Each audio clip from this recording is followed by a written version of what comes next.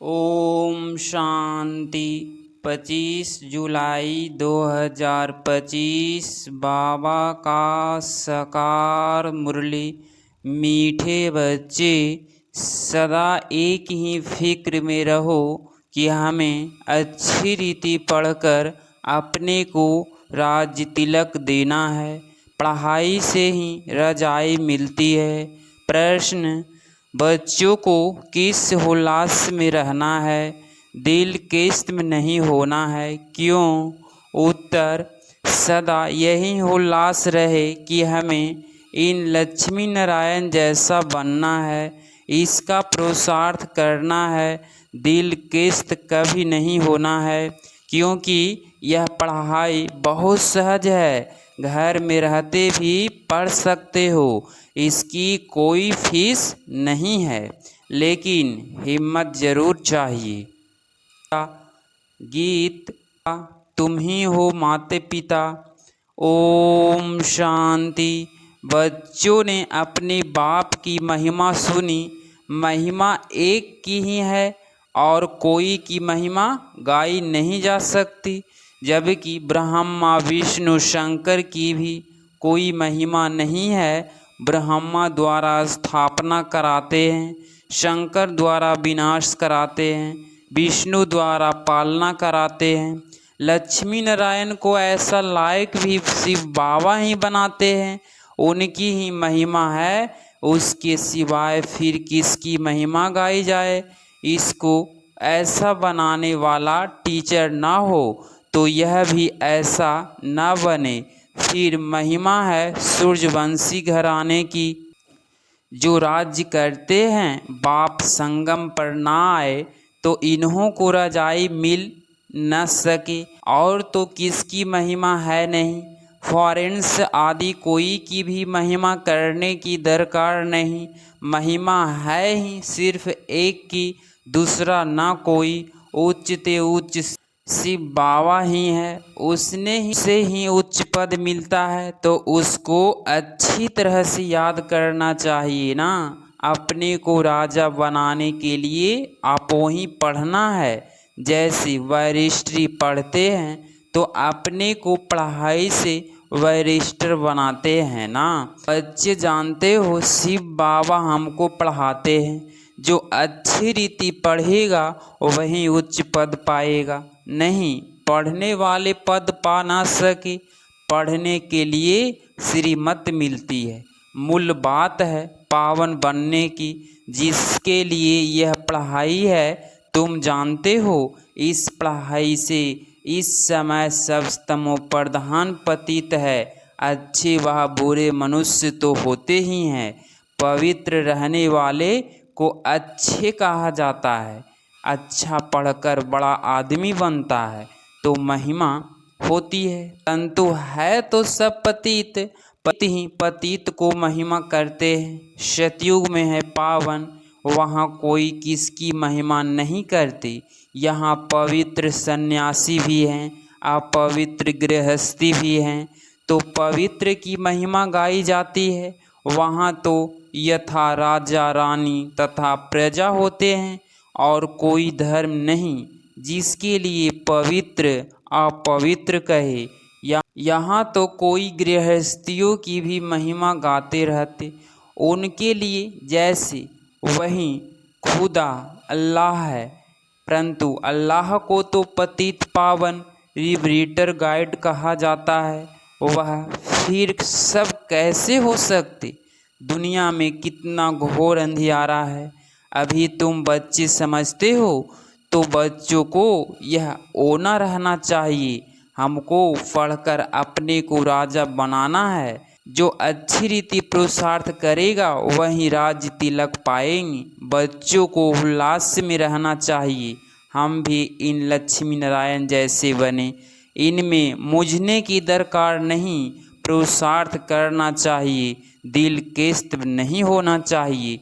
यह पढ़ाई ऐसी है, खटिया पर सोए हुए भी पढ़ सकते हो, विलायत में रहते भी पढ़ सकते हो, घर में रहते भी पढ़ सकते हो। इतनी सहज पढ़ाई है। मेहनत कर अपने पापों को काटना है और दूसरों को भी समझाना है।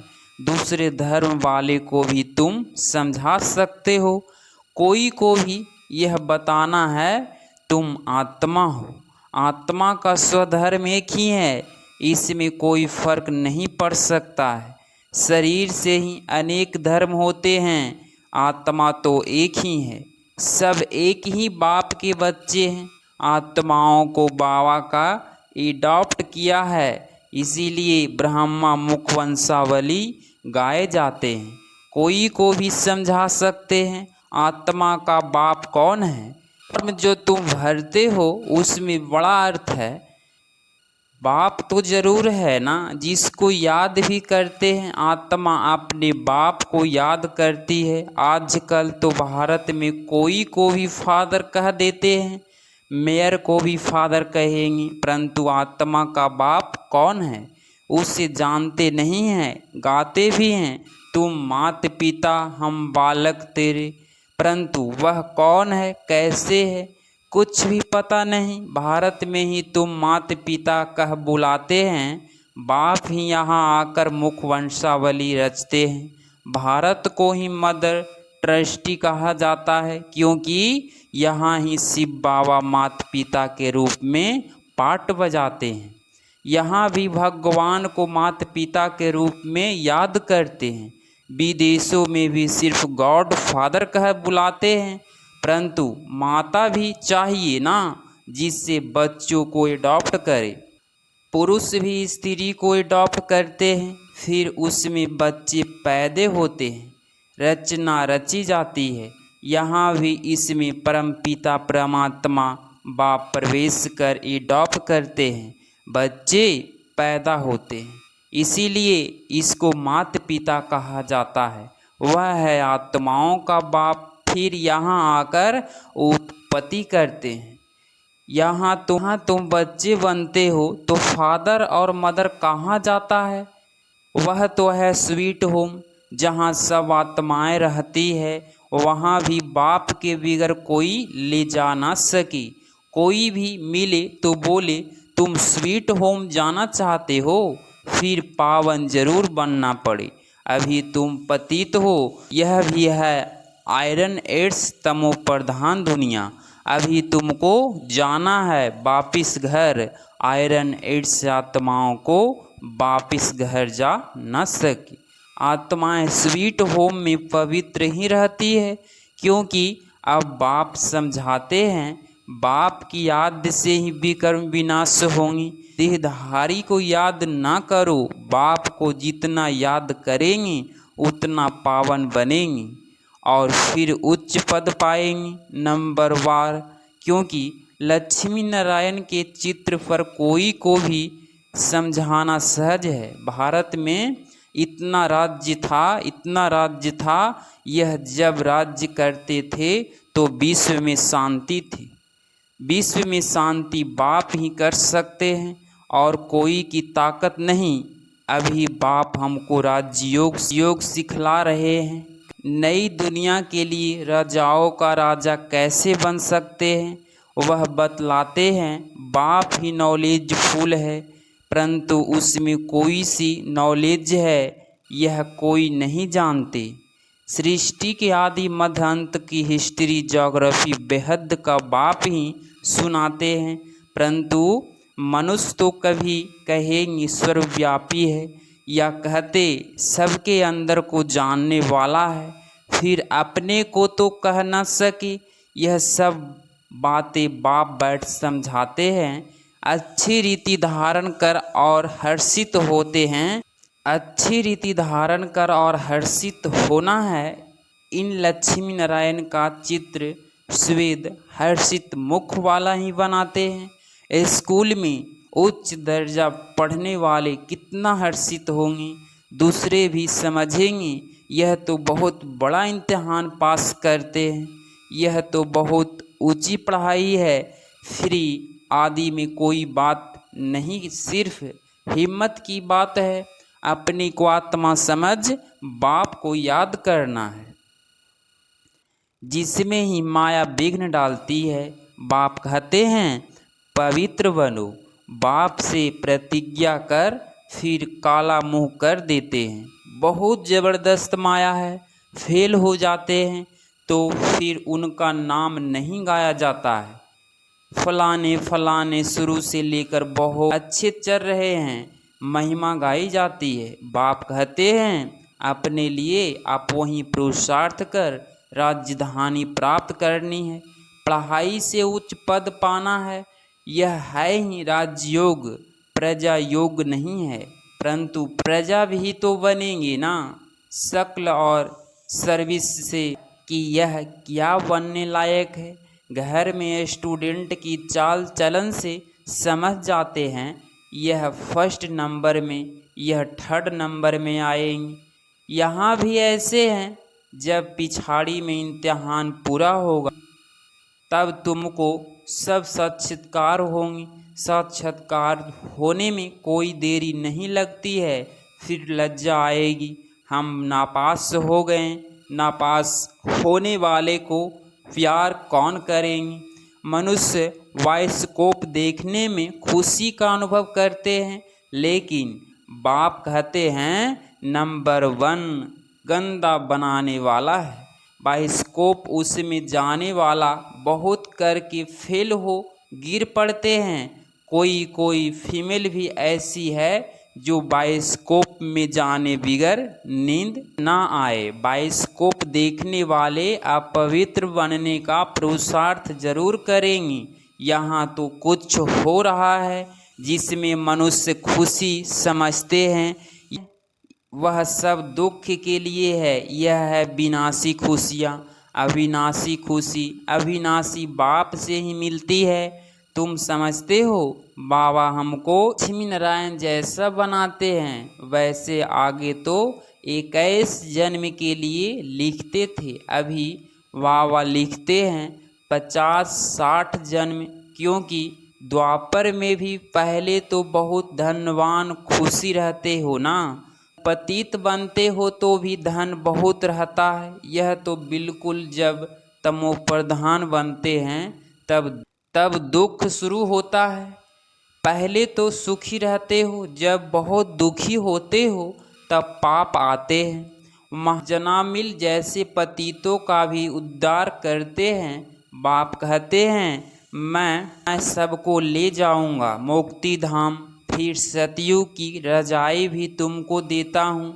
सबका कल्याण तो होता है ना, सबको अपने ठिकाने पर पहुँचा देते हैं। शांति में वह सुख में, सतयुग में सबको सुख रहता है, शांति धाम में भी सुखी रहते हैं। कहते हैं विश्व में शांति हो। बोलो इन लक्ष्मी नारायण का जब राज्य था तो विश्व में शांति थी ना। दुख की बात तो हो नहीं सकती, न दुख न अशांति। यहाँ तो घर घर में अशांति है, देश देश में अशांति है, सारे विश्व में ही अशांति है। जितने टुकड़े टुकड़े हो पड़े हैं इतनी प्रेशर है। 100 माइल पर भाषा अलग। अब कहते हैं भारत की प्राचीन भाषा संस्कृत है। अब आदि सनातन धर्म का ही किसको पता नहीं है, तो फिर कैसे कहते हैं कि यह प्राचीन भाषा है। तुम बता सकते हो आदि सनातन देवी देवता धर्म कब था? तुम्हारे में भी नंबर वार है। कोई तो डलडेह भी कहते हैं, देखने में भी आता है। यह जैसे पत्थर बुद्धि है, अज्ञान काल में भी कहते हैं ना, हे भगवान इनकी बुद्धि का ताला खोलो। बाप तुम सब बच्चों को ज्ञान की रोशनी देते हैं, उससे ताला खुलता जाता है।